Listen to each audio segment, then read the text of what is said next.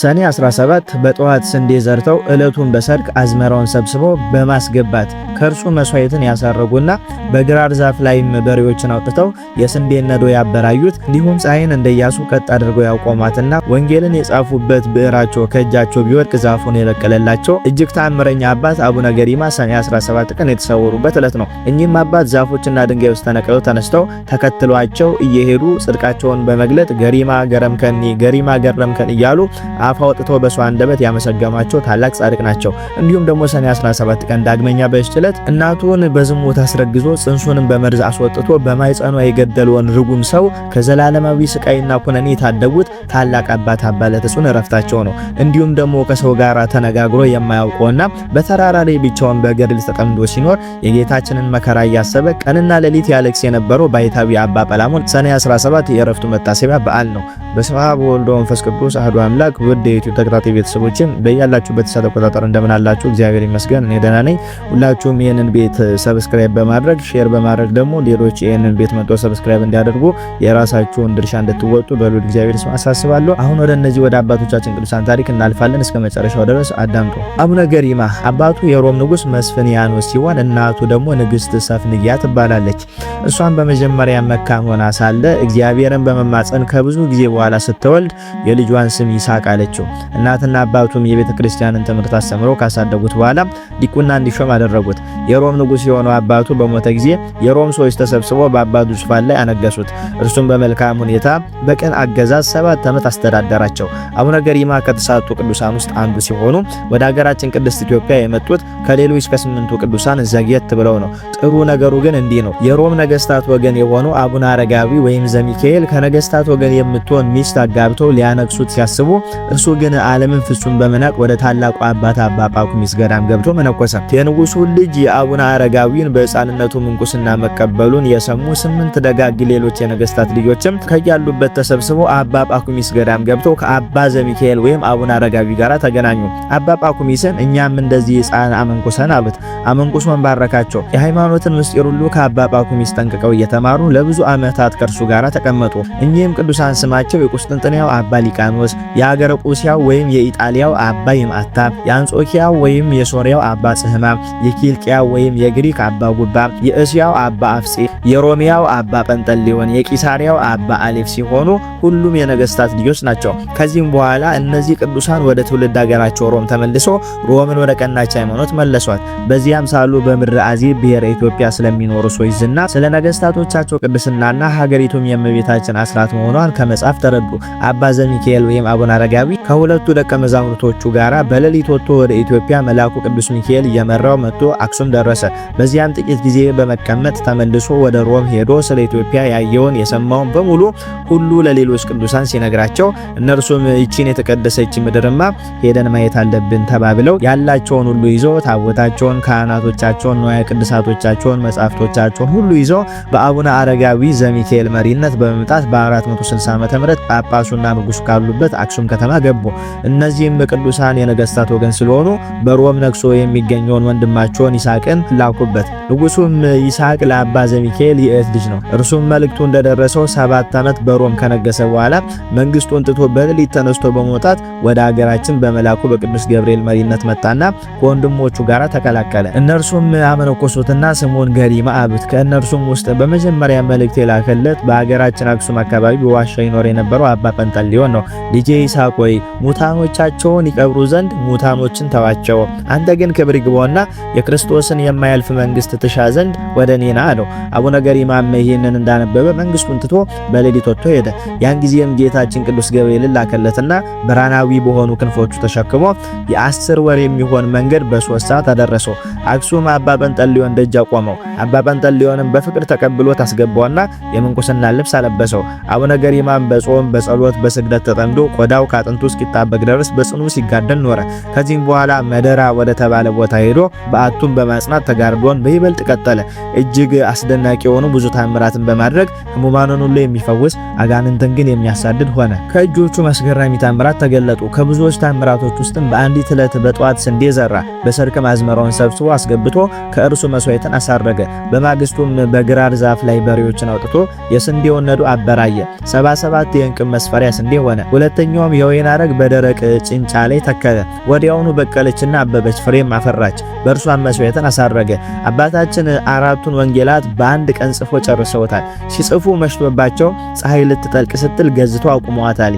ጽሕፈታቸውን ሲጨርሱ ከእንግዲህ ግብርሽን ፈጽሚ በማለት ግዝታቸውን አንስተው ፀሐይ እንድትጠልቅ አድርገዋታል። ይጽፉበት የነበረውን ብራናቸውም ከመሬት ቢወረውሩት ወድቆ በቅሎ ለምልሞ ትልቅ ዛፍ ሆኗል። አባታችን የከበረ ምራቃቸውን በትልቅ ጠፍጣፋ ድንጋይ ላይ እንትፍ ቢሉት ከድንጋዩ ላይ ጸበል ሆኖ ፈልቋል። ጸበሉ አሁንም ድረስ እውራንን እያበራና ብዙ አስገራሚ ፈውሶችን እየሰጠ ይገኛል። ትግራይ አድዋ ባለ በገዳማቸው ውስጥ የሚገኙ አስደናቂ የአቡነ ይስሐቅ ጸበል የሚፈልቀው ከጠፍጣፋ ድንጋይ ላይ ነው። የበለጠ የሚያስገርመው ደግሞ ጸበሉ ከድንጋዩ ላይ በግልጽ እየታየ የሚፈልቀው በጠራራ ፀሐይ ብቻ መሆኑ ነው። ጸበሉ ከቀኑ 6 ሰዓት ጀምሮ እስከ 9 ሰዓት ባለው ጊዜ ብቻ ነው የሚፈልቀው። በቦታው ላይ የሚገኙ አባቶች እንደሚናገሩት ቀትር በጠራራ ፀሐይ ካልሆነ በቀር ጸበሉ በቀዝቃዛ ሰዓት ጧት ላይ ወይም ደመና በሆነ ጊዜ አሊያም በክረምት አይፈልቅም።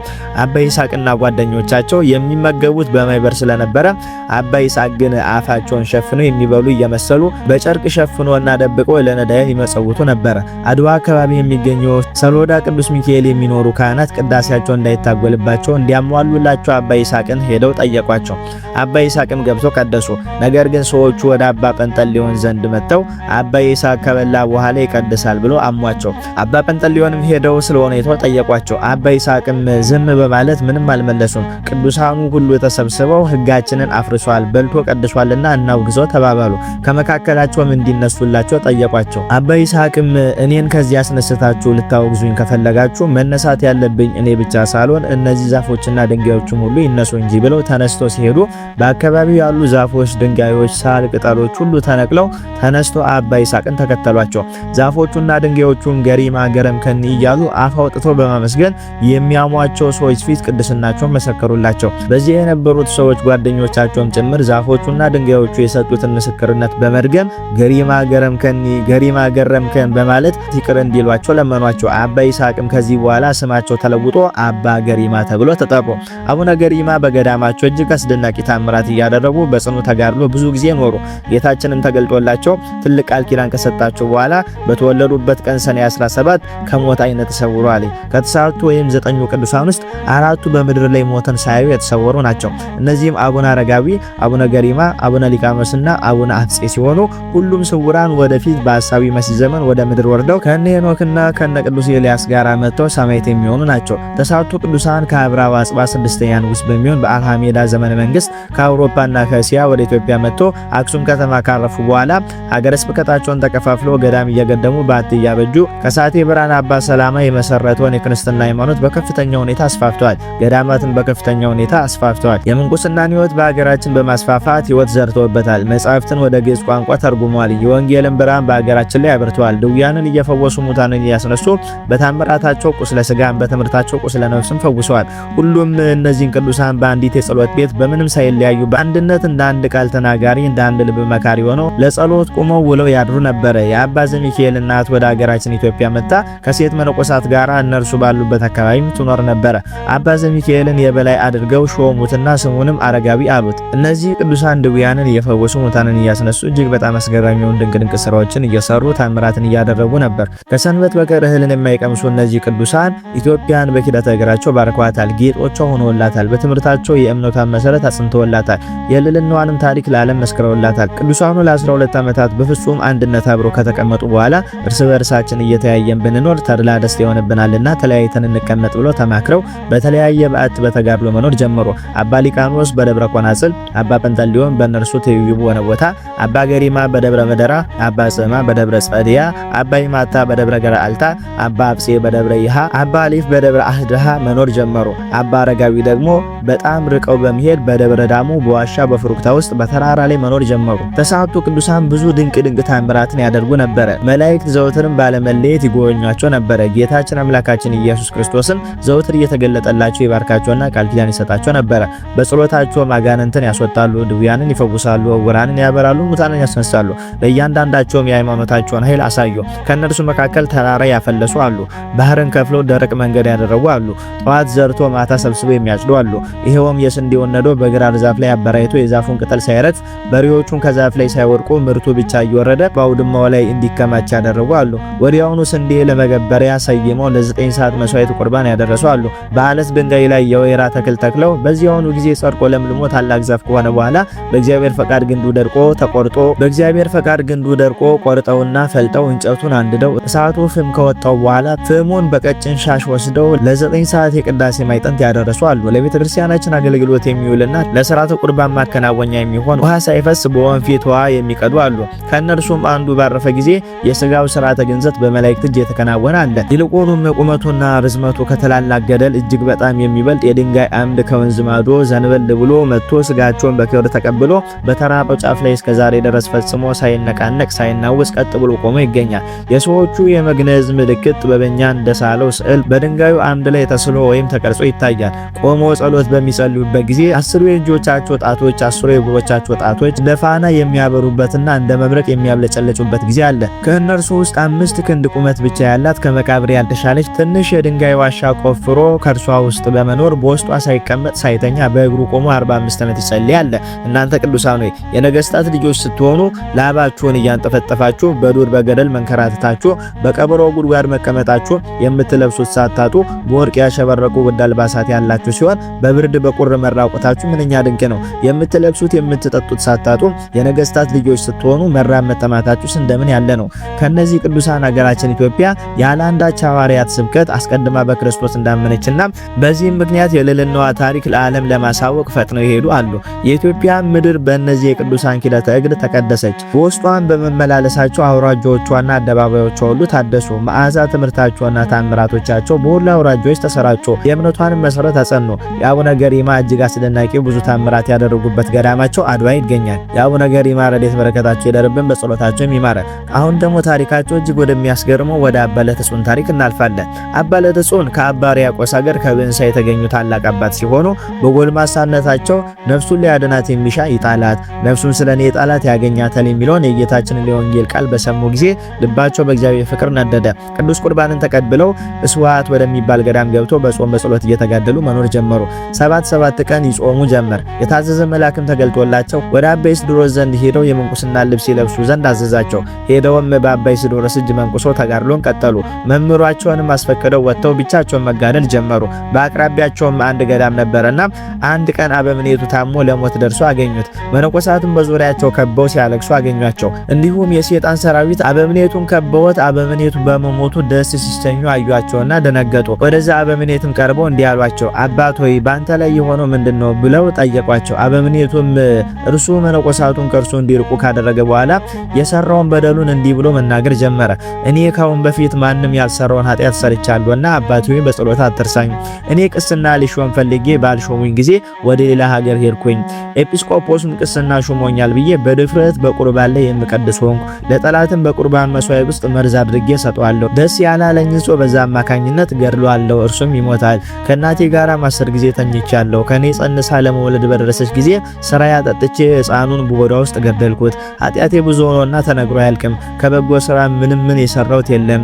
ነገር ግን በጸሎት አትርሳኝ፣ ከዚህ ከኃላፊው ዓለም መውጫ ይደርሷልና ብሎ ለአባ ለተጾን ነገረው። ወዲያውኑ በክፉ አሟሟት ያ መነኩሴ ሞተ። ነፍሱንም አጋንንት ሲቀባበሏትና በየራሱ በሆነ ስቃይ ሲያሰቃዩት አባ ለተጾን ተመለከታት። በዚህንም ጊዜ አባ ለተጾን የመረረ ልቅሶን አለቀሰ። ከዚህም በኋላ አባ ለተጾን ስለ ወዳጆቹ ነፍሱን አሳልፎ የሚሰጥ ያለ ከሆነ ከዚህ የሚበልጥ ፍቅር የለም የሚለውን የቅዱስ ወንጌልን ቃል አስቦ ስለዚያ ኃጥእ ሰው ነፍስ ወደ ጌታችን እየለመነ 5 ጊዜ እስከሚሞት ሰውነቱን ያሰቃያት ጀመረ። ስለዛ ሰው ኃጢአት ብሎ ራሱን 5 ጊዜ በተጋድሎ ገደለ። የመላእክት አለቃ ቅዱስ ሚካኤልን መጥቶ አስነሳውና እንዲህ አለው፣ ስለዚህ የኃጢአተኛ ነፍስን አትግደል፣ ምሕረት አይገባውምና እግዚአብሔር እውነት ፈራጅ ስለሆነ በደሉ አይሰረይለትም። አባ ለተጾን ግን መሐሪ ይቅር ባይ ወደሆነ እግዚአብሔር ስለዚህ ኃጢአተኛ እየለመነ ራሱን ማሰቃየት አልተወም። ከዚህም በኋላ ራሱን በባህር አስጥሞ ሞተ። ያን ጊዜም ጌታችን መጥቶ በባህሩ ዳር ተቀመጠና ከባህሩ ውስጥ አውጥቶ ከሞት ያድነው ዘንድ ቅዱስ ሚካኤልን አዘዘው። ቅዱስ ሚካኤልም አባ ለተጾንን ከባህሩ አውጥቶ ከሞት አድኖ ጌታችን ፊት አቆመው። ክብር ይግባውና ጌታችንም የመረጥኩ ለተጾን ሆይ ኃጢአቱ እጅግ ብዙ ስለሆነ በደሉም ከኃጢአተኞች ሁሉ በደል ስለሚከፋ ምሕረት ስለማይገባው ስለዚህ ኃጢአተኛ ሰው ብዙ ጊዜ ነፍስን ለምን ትገድላለህ አለው። አባ ለተጾንም መሐሪ ይቅር ባይ ጌታዬ ፈጣሪ ሆይ ያን ኃጢአተኛ ትምረው ዘንድ እለምናለሁ፣ ያለዚያ ግን የኔን ነፍስ ከእርሱ ጋር ወደ ስቃይ ቦታ ውሰደው ብሎ ጌታችንን ለመነው። ከዚህም በኋላ ጌታችን የዚያን ኃጥእ ነፍስ ያመጣት ዘንድ ቅዱስ ሚካኤልን አዘዘውና አመጣት። ጌታችንም በከበረ እጆቹ ዳሰሳትና እንዳልተፈጠረች አደረጋት። ወዲያውም እቺ ነፍስ አፈር ትሆን እንጂ ለስቃይ ወይም ለሕይወት አትሆን አለ። አባ ለተጾንም ስለ ይቅርታውና ስለ ቸርነቱ ገናናነት መድኃኒታችንን ፈጽሞ አመሰገነው። ከዚህም በኋላ ጌታችን አባ ለተጾንን የመረጥኩ ለተጾን ሆይ በእውነት እነግርሃለሁ መታሰቢያ ለሚያደርግ ሁሉ በስምህ መባ ለሚያገባ ወይም የተራበ ለሚያበላ፣ የተጠማ ለሚያጠጣ፣ የተራቆተ ለሚያለብስ፣ ገድልን ለሚጽፍ እኔ የሁሉን ኃጢአታቸውን ይቅር እላለሁ፣ ስማቸውንም በሕይወት መጽሐፍ እጽፈዋለሁ፣ በጎ ዋጋቸውንም እሰጣቸዋለሁ የሚል ቃል ኪዳንን ሰጥቶት ወደ ሰማይ አረገ። አባ ለተጾንም እጅግ ደስ ብሎት ወደ በዓቱ በመመለስ ብዙ ከተጋደለ በኋላ ገድሉን ፈጽሞ ሰኔ 17 ቀን በሰላም አረፈ። የዚህ ክቡር ጻድቅ ረድኤት በረከቱ ይደርብን፣ በጸሎቱም ይማረን። አሁን ደግሞ ወደ ታላቁ አባት ወደ አባ ጰላሞን ፈላሲ ታሪክ እናልፋለን። ይህ ታላቅ አባት በተራራ ላይ እግዚአብሔርን እያገለገለ በገድል ተጠምዶ ሲኖር ቀንና ሌሊት ያለቅስ ነበር። ከሰው ጋር ሳይነጋገር ብዙ ዘመን ከኖረ በኋላ ሴጣን የሚያስቅ ነገርንና ጨዋታን እያመጣበት ይፈትነው ነበር። ነገር ግን አባ ጰላሞን የጌታችንን መከራ እያሰበ ይተክዝ ያለቅስ ነበር። ሴጣንም በዚህ ተቆጥቶ አንበሳ ሚዳቆን እንደሚያድን አባ ጰላሞንን ያድነው ነበር። በአንዲት ቀንም አባ ጰላሞን የእጅ ስራውን ሊሸጥ ተነስቶ ወደ ገበያ ሲጓዝ ሴጣን ጎዳናውን አሳተው፣ ልቡንም መሰጠው እንጂ የሚያደርገውን ያውቅ ዘንድ አልተወውም። ከሰባት ቀኖችም በኋላ አባ ጰላሞን ከራብና ከውሃ ጥም የተነሳ ከመሬት ላይ ወደቀ፣ ለሞትም የደረሰ ሆነ።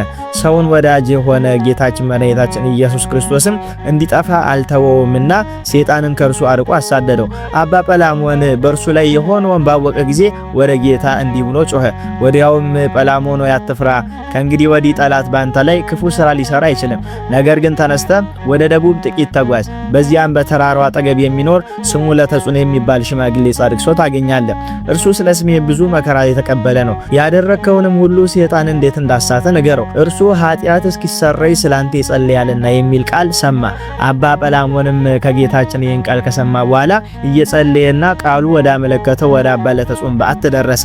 አባ ለተጾንም አባ ጰላሞንን ባየው ጊዜ በደስታ ተቀብሎ ሰላምታ ሰጠው። ወደ ተራራውም ወጥተው ከጸለዩ በኋላ ተቀመጡ።